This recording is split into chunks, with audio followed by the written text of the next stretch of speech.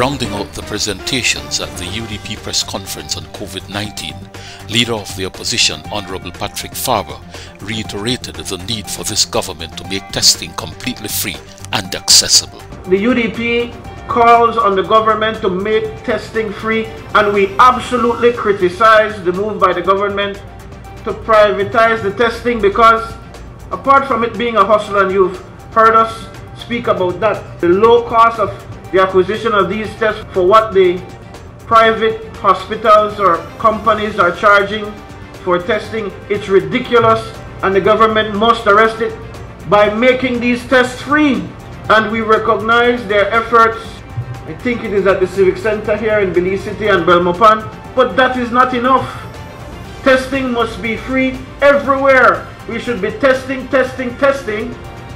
We must be identifying the cases that are out there, and we must be isolating, and we must control the community spread. There is absolute failure when it comes to addressing the community spread, and we trace that back to the fact that people are not getting tested. You know that I represent a constituency on the south side of Belize City, and Belize City seems to be the worst hit part of the country, and it has been for quite some time now with COVID.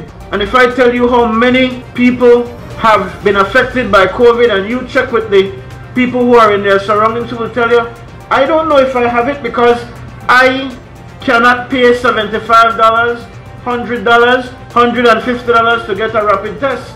I don't have that money. And then of course they have to still be working, so they are out there still working and spreading the virus.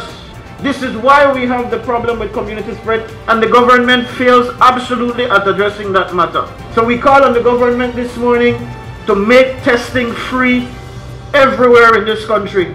Test. Identify. Isolate, and prevent the community spread any further.